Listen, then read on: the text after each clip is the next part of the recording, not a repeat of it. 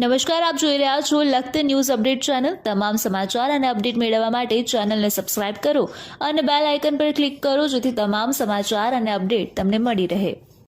લખતર ગામના મોતીસર તળાવમાં આવેલ પીપળાવાળા આરા તરીકે ઓળખાતા આરામાં મહિલાઓએ ઋષિ પાંચમ નિમિત્તે સ્નાન કરી સપ્ત ઋષિની પૂજા કરી ધન્યતા અનુભવી। શાસ્ત્રમાં વર્ણવ્યા મુજબ ઋષિ પાંચમનો વ્રત કથા પાઠ કરવાથી સંસારના દરેક સુખ માસિક ધર્મમાં જાણ્યા અજાણ્યા થયેલા પાપમાંથી મુક્તિ મળતું હોવાનું જણાવવામાં આવ્યું છે।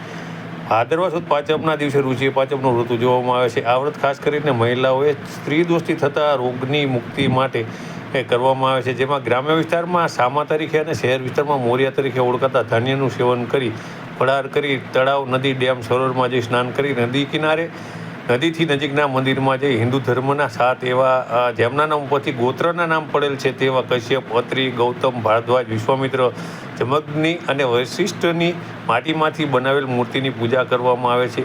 સાથે પીપળાના ઝાડ જેમાં બ્રહ્મા, વિષ્ણુ, મહેશ એમ ત્રણેય ભગવાન શનિ મહારાજ સાથે પિતૃનો વાસ છે તેની પ્રદક્ષિણા કરી તેને જનોઈ અર્પણ કરી પોતાના કુટુંબના સદસ્ય માટે દીર્ઘાયુ, ઐશ્વર્ય, લક્ષ્મી, આરોગ્ય સારું રહે તેવી પ્રાર્થના કરવામાં આવે છે। ત્યારબાદ ઘરે જે આખો દિવસ સામા મોરિયા સાથે ફળાર કરી સાથે મહિલાઓ ભવિષ્ય પુરાણમાં વર્ણવવામાં આવેલ ઋષિ પાંચમની કથાનો પાઠ કરી પોતે રાખેલ વ્રત પૂર્ણ કરે છે। ત્યારે આજે લખતર મોતીસર તળાવના પીપળાવાળા આરાની અંદર મહિલાઓએ સ્નાન કરી પૂજા કરી ધન્યતા અનુભવી હતી।